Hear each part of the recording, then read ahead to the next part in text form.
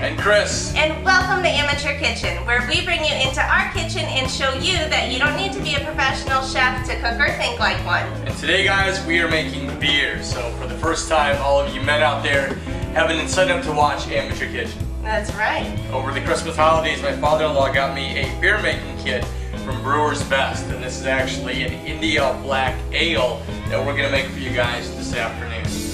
The reason that we like Brewer's Best is because they offer all the materials you'll need to make any of a number of different beers, and this is just one of several that they offer. I prefer the darker beers myself. I'm a Sam Adams guy, so this is a darker beer, obviously, that's got a little more of a hoppy type flavor. But all these beers, for the most part, guys, are pretty easy to make, and we're going to walk you through step by step exactly how you do that. That's right, and I'll tell you what, when we first opened these boxes, I felt like everything was just blown into our face. I'm like, what? I don't get these instructions. Yeah. Even Chris was like, what? So we want to show you a really good step-by-step video on how to make this beer. It's the India Black Ale again, and we're hoping that it helps. Just a couple of things. All of these kits come with everything you need, such as the grains, all of the malts, along with the hops and the yeast, which are the only ingredients that we're using for our beer today. Yep. And another couple of tips, make sure you sanitize everything, and also we are using purified water, just so we didn't alter the flavor with tap water. Guys, that's really important. First of all, as Jen mentioned, you got to sanitize everything because this is a lengthy fermentation process. It takes about a week, and the last thing you want to do is culture something other than the yeast that are going to be making your beer. Alright, and that's also why you should use purified water as well. Obviously, most of you guys probably have purified water from the fridge, but I encourage you guys just to make sure there's no organisms hopping on board for a free ride, that you guys are cleaning everything and using the purified water. So definitely encourage you guys to do that. Yep. So we'll see if I sanitized everything good enough. I don't know. We'll find out when we taste it. Let's get started. Alright, let's go. Alright guys, so we're over at the stove where we got a pot of water. We got 2.5 gallons of purified water, which we brought to a simmer between 150 and 165 degrees. Now, it's really important, guys, that you don't go outside of this range, because if you go over 170, then the grains are going to release what are called tannins, and that's going to make your beer taste kind of sour. It's going to give it a really strong hoppy, too much of a hoppy taste than what we're looking for. So what we've done, guys, is we've taken our grains and we placed them inside a grain bag, or otherwise, kind of looks like a cheesecloth. So what we're going to do is place this in the simmering water for about 20 minutes. Alright guys, well our grains have finished steeping, so at this point we're going to bring out the grains and allow the remaining liquid to drain back into the pot. We're not going to squeeze this because we don't want any of the grains to go into our solution, which is now called a wort. Alright guys, after we allow this to drain for a little bit longer, we're then going to bring the wort to a gentle rolling boil and then add our malt extracts at that time. So as you can see, our wort has come up to a boil. Now we're going to start adding in our malts, and we have a couple of liquid malts that's as thick as molasses. So I highly recommend that you put them in a water bath just to kind of help loosen it up a little bit. And then we also have a dried malt as well that we're going to add in. And we're going to stir this really, really good. And we're going to bring it back up to a boil. And then we're going to start adding in our hops as well.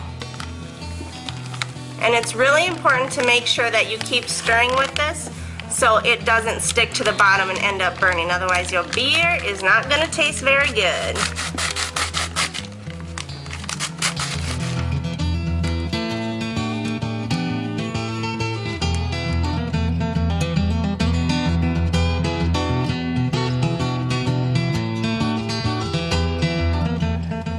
Alright, our bitter hops and wort have been boiling now for about 40 minutes, so now we're going to go ahead and add the flavoring hops, and we'll allow the wort and flavoring hops to boil for an additional 15 minutes. Alright guys, so 15 minutes has passed, and now we're going to add the aroma hops and boil it for another 5 minutes. Now, in the meantime, what I encourage you guys to do is prepare a ice bath in your sink, because after we boil this for an additional 5 minutes, we've got to cool this thing down to 70 degrees quickly.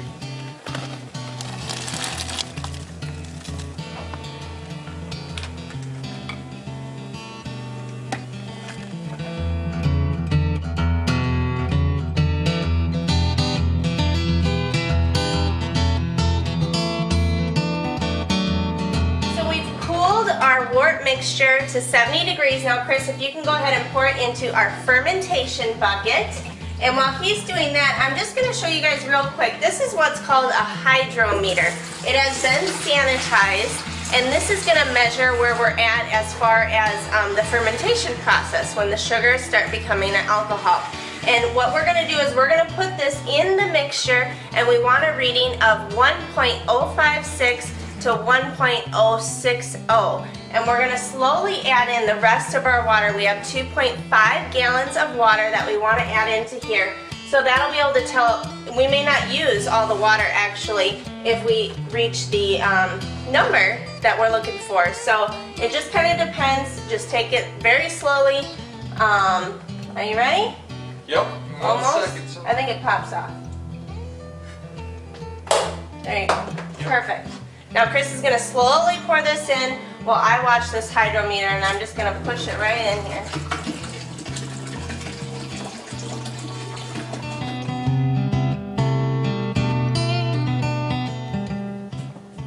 So what a good thing to do is you spin your hydrometer, and we want it right at that bottom of the orange part, which it is.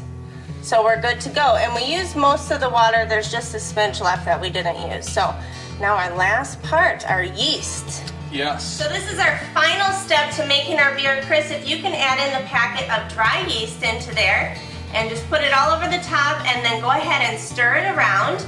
And we're going to end up topping it with the lid, and then I have a little tester thing that's going to tell us where the CO2 levels are, right? Yes, that's going to allow us to monitor the fermentation process.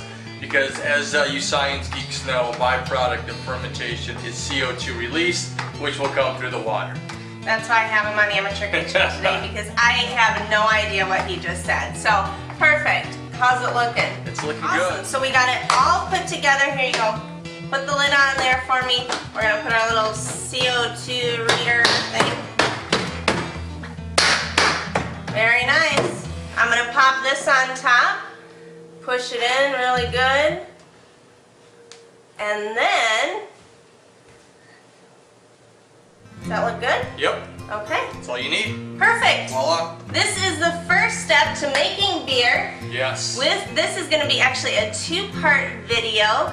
The next video we're going to take you into the fermentation process, and then ultimately the tasting.